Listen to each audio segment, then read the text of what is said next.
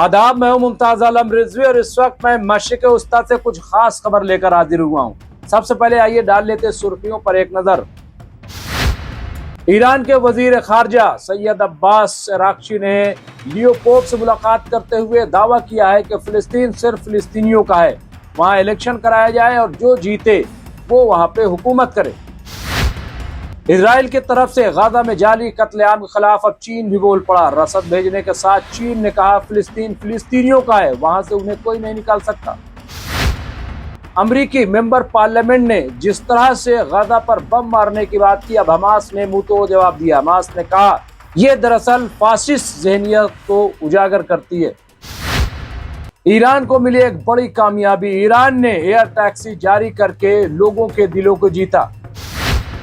अमरीकी जरीदे ने ईरान की तारीफ। अमरीका के सदर डोनाल्ड ट्रंप को मुतनब्बे करते हुए कहा कि सद्दाम बनने की कोशिश न करें, ईरान है एक मजबूत तरीन मुल्क। इजराइल के वजीर आजम नेतन्याहू ने एक बार फिर दावा किया है कि हम गाजा को पूरी तरह से साफ कर देंगे, वहां होगी इजराइल की हुकूमत। तो नाज़रीन, ये थी खबरों की सुर्खियां। अब तफसीली खबरों का जायजा लेंगे।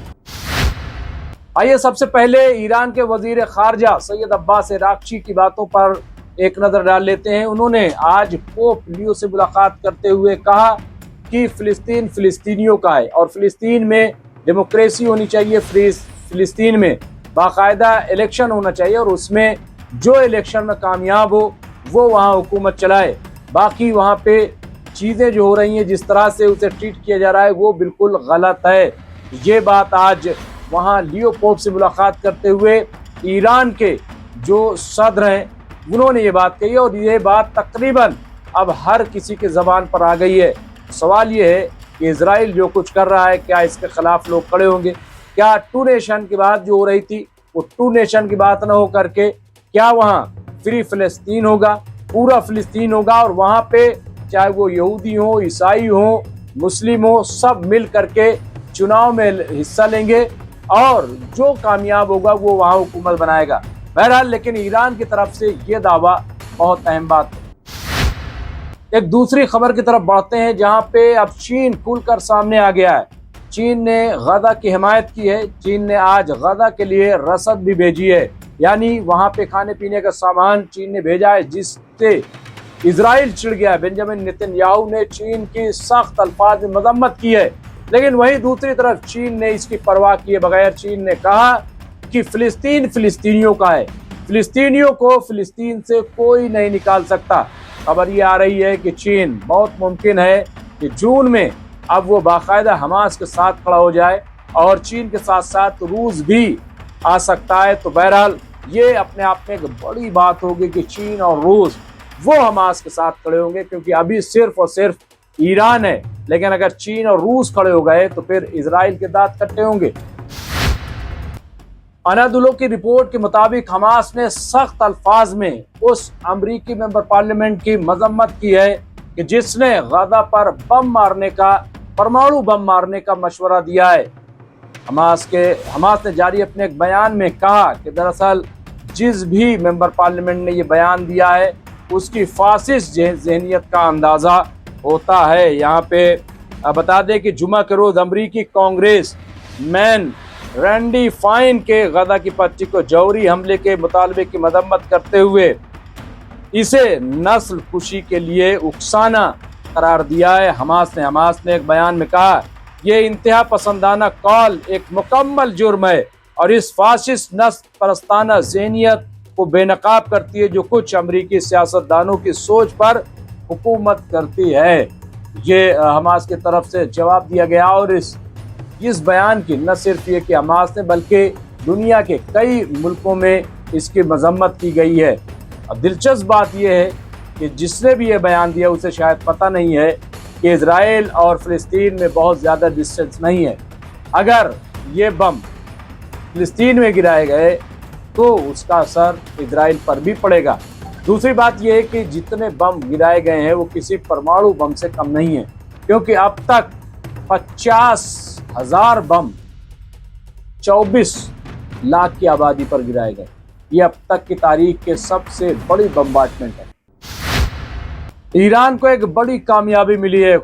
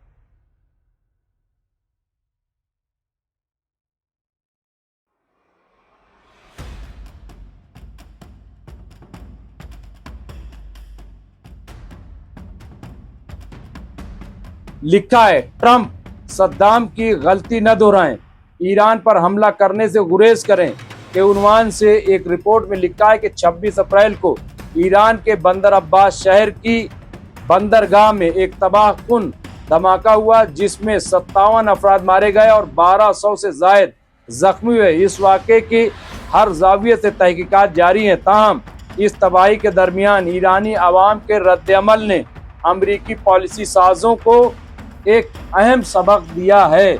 उन्होंने ये भी कहा कि दरअसल ईरान हर एतबार से मजबूत है, और यही नहीं, मैगजीन नहीं बल्कि जो इस वक्त अमरीकी सदर हैं डोनाल्ड ट्रंप, उन्होंने भी इलेक्शन के दौरान इस बात का एतराफ़ किया था कि ईरान अब कमज़ोर नहीं बल्कि मजबूत मुल्क है, लिहाजा अब ईरान से लड़ने के बजाय हमें ईरान से दोस्ती करनी चाहिए।